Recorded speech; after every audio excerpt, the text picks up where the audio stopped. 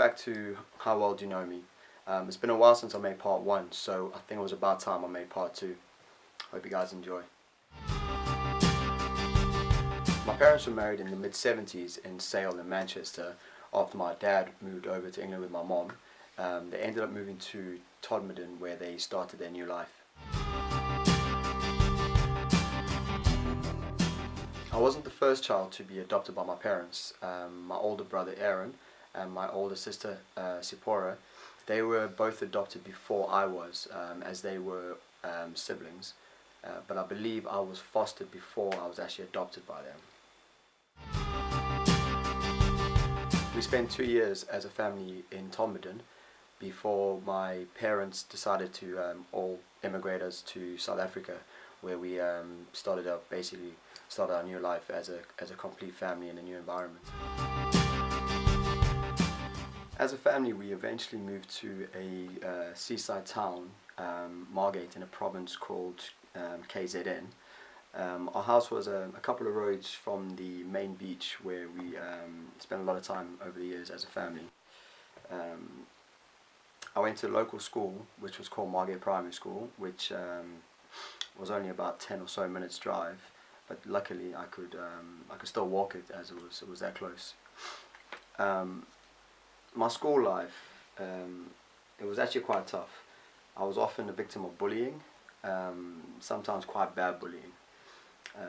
Throughout I had a speech impediment, which I actually still have now. It's a stutter, which was very the main focus, which was basically the main focus of the bullying. I was teased a lot, often even laughed at for it. So I couldn't do a lot of the same activities as everyone else, such as the oral exams, reading in class, school plays, talent competitions.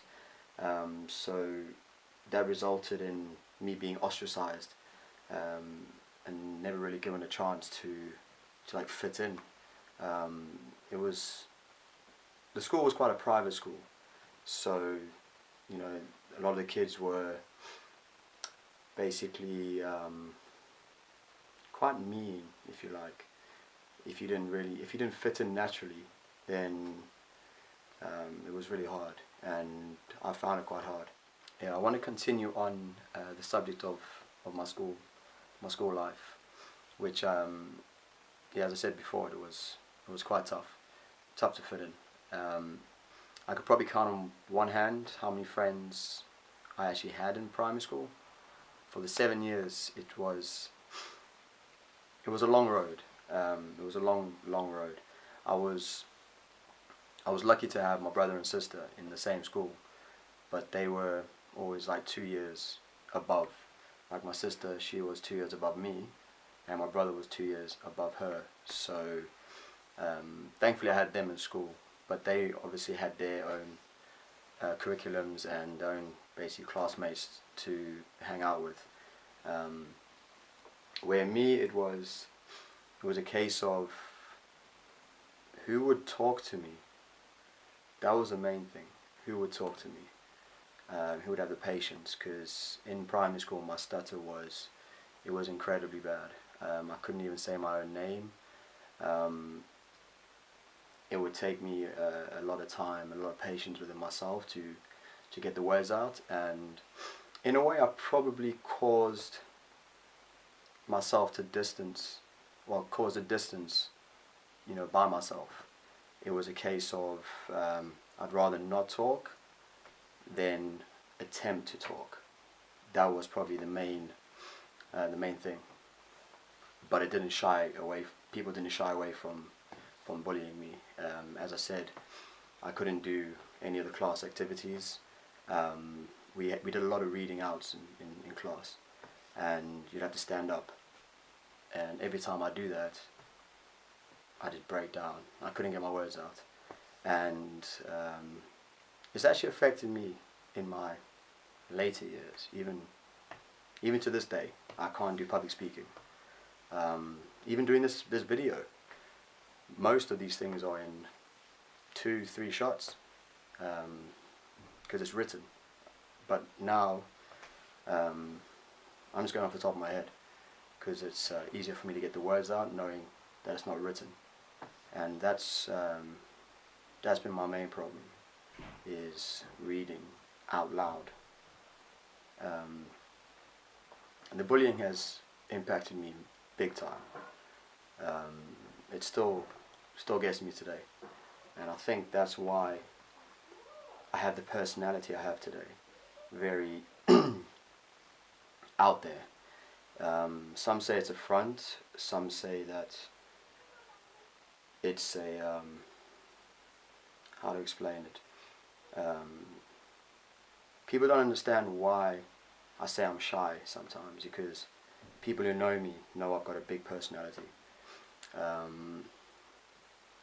But yeah, it has affected me, my stutter, in my social life, my work life, general day to day. And that was from school. School has impacted my whole entire life from being in school. And some of the people who have bullied me, they are on some of my social network connections. I don't hold grudges so much. I just don't know why they did it. I believe a lot of it was peer pressure, which in the school, peer pressure was, well, yeah, it was quite rife. You had to know sort of who your friends were, and you kind of clinged to friends. Yeah, I didn't get that chance. So yeah, even sitting here thinking about school, every time I think about school, it makes me think, you know, do I, like, if I could go back, I wish I didn't have it, or do I look forward and say, I'm glad I had it because it's made me who I am today? And I think actually that's the main reason I need to look at, is what happened in the past has made me who I am today, and that's probably what I'm most grateful for. But you always have to look back and always have to look back and think, you know, would you do things differently? Would you want things differently? Probably not, come to think about it. But yeah, the bullying was tough. It was tough being bullied, you know. Yeah.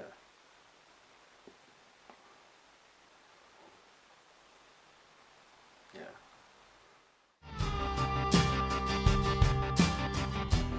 Growing up as a kid in Margate was actually amazing. It was an amazing time.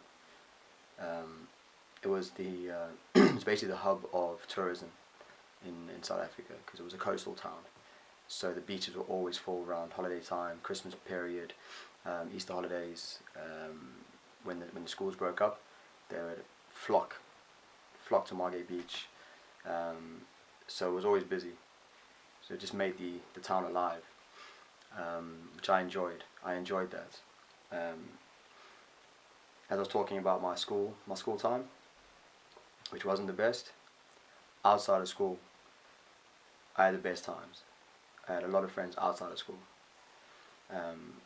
I used to have a lot of my brother's friends who would take me under their wing, if you like, and it was good. I felt appreciated, which was nice, because I was Aaron's little brother, and yeah, it was good. I also did a lot of extramural activities, because my dad, he did karate for around 30 years. He was the first Dan black belt. So there was a local karate dojo. It was actually ironically behind our school. So my brother and I, we started karate very young. I think I was about 8 or 9, and we did quite well. We toured South Africa and doing competitions. So I'll be sometimes away for 2-3 days, up to a week, competing, which I did quite well, which was good, because at the school, in our assemblies, a lot of the pupils, they would bring achievements that they got from the things they did outside of school. So I'd bring my medals that I won from competing and get them presented in assembly. So I'd have to come up to the front of assembly, and the headmaster, who didn't really like me that much. I'm not too sure why. None of the teachers really did, but it was nice to get appreciated, because I'd stand up, walk to the front of the assembly, get my medal presented to me by the headmaster, shake my hand, round of applause. So that was always nice to, to feel. It was it was a good feeling. It was a nice feeling. So those would probably be my best times in school, because I won 13 medals. So to go up 13 times to get those medals was quite fun.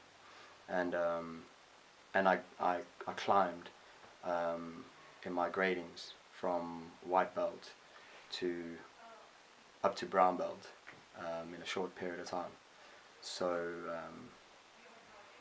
I used to get them presented also, which was good. It was very good. And then outside of school, as I said, it was a good time. I skateboarded. I used to hang with the cool kids around the beach. It was a great upbringing. It was a great upbringing. We had lots to do. There was a swimming pool there. There was a sea. So living on the beach, my brother and I, we also, and my sister, we joined one of the lifeguard clubs, Margate Life-Saving Club, and I learned to swim from the age of 6 years old. Then through the Life-Saving Club, I became a junior lifeguard, 14 years old. So we also went around the country, another coastal country, and competed there, which was good fun, because I was another group of friends.